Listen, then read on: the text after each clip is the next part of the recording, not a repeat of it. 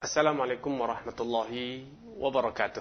Innal hamdalillah nahmaduhu wa nasta'inuhu wa nastaghfiruh wa na'udzu billahi min shururi anfusina wa sayyiati a'malina may yahdihillahu fala mudilla lahu wa may yudlil fala hadiyalah. Amma ba'd. Berjumpa kembali dengan saya dalam program acara ini yang kita akan bersama-sama mengetengahkan pembicaraan tentang fikih muamalah, yaitu seluk-beluk hukum-hukum Islam dalam perniagaan Islam. Di sesi sebelumnya kita telah sampaikan 8 alasan diharamkannya suatu akad. Yang pertama adalah karena objeknya haram, seperti bangkai babi dan serupa. Yang kedua karena adanya unsur riba, baik riba nasi'ah ataupun dalam riba barter, yaitu alat transaksi mata uang ataupun makanan pokok dan bumbu. Kemudian selanjutnya adalah karena adanya gharar, ketidakpastian dalam akad, ketidakpastian dalam kadar barang, nilai jual, dan lain seterusnya. Kemudian selanjutnya adalah adanya satu persyaratan yang menimbulkan terjadinya praktek riba ataupun gharar. Kelima, karena adanya tindakan atau akad tersebut mengandung unsur dharar, yaitu merugikan orang lain. Selanjutnya keenam, karena faktor waktu, yaitu setelah dikumandangkannya adzan Jumat hingga selesai salat Jumat, karena faktor tempat, yaitu karena transaksi itu dilakukan di masjid. Selanjutnya adalah karena adanya unsur al-ghish, manipulasi, penipuan, dan kecurangan. Dan kali ini kita akan berbicara tentang pembagian akad dalam Islam. Karena ketika kita tidak memahami klasifikasi akad, seringkali kita mencampur adukkan. Seringkali kita melihat adanya dua hukum yang seakan bertentangan. Ditinjau dari tujuan akad, maka secara global berbagai akad yang terjadi antara manusia bisa diklasifikasikan menjadi 3 kelompok besar. Yang pertama, akad yang bersifat komersial, yaitu akad-akad yang secara hukum syariat legal sah untuk dijadikan sebagai media mendapatkan keuntungan, seperti jual beli, sewa menyewa, serikat dagang, dan yang serupa. Dan salah satu indikasi adanya kelompok akad ini adalah biasanya diawali dengan praktek tawar-menawar, negosiasi. Kelompok yang kedua adalah kelompok akad yang secara syariat telah dikelompokkan, telah ditetapkan sebagai akad sosial. Sehingga perlu digarisbawahi, yang mengkelompokkan akad tersebut sebagai akad sosial adalah agama. Itu adalah Allah dan Rasulnya.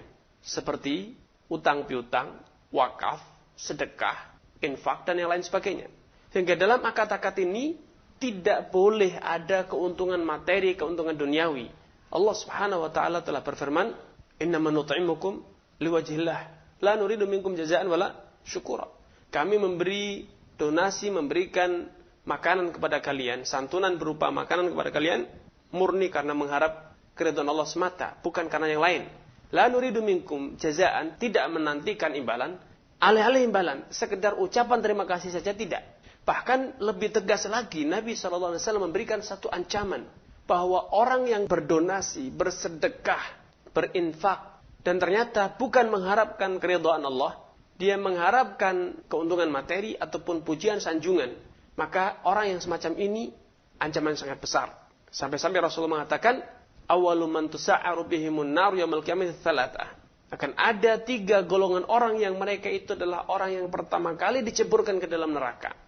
Salah satu adalah seorang yang bersedekah dengan satu sedekah.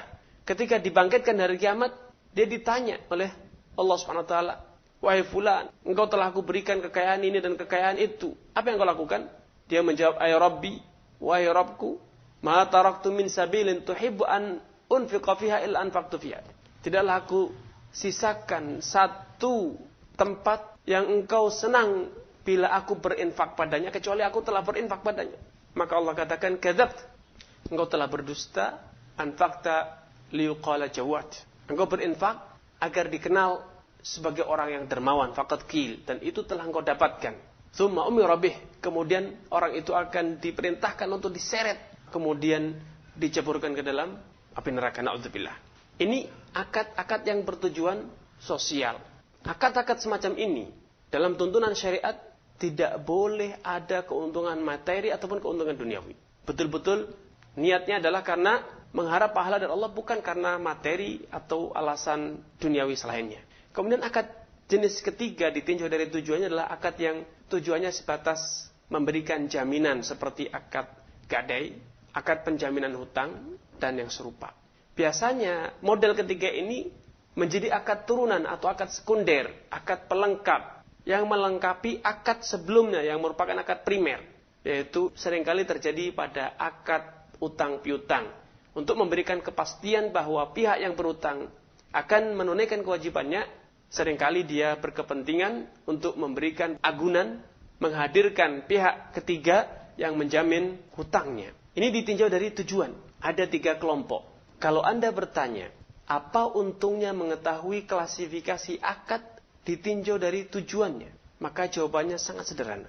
Yaitu Anda dapat membedakan antara transaksi-transaksi, akad-akad yang halal untuk mendapatkan keuntungan di sana, dan ada akad-akad yang tidak halal untuk mendapatkan keuntungan, atau seringkali disebut dengan riba. Karena itu para ahli fikih mengatakan, riba itu terjadi pada akad sosial, yaitu keuntungan yang Anda ambil pada akad-akad sosial, terutama akad hutang piutang.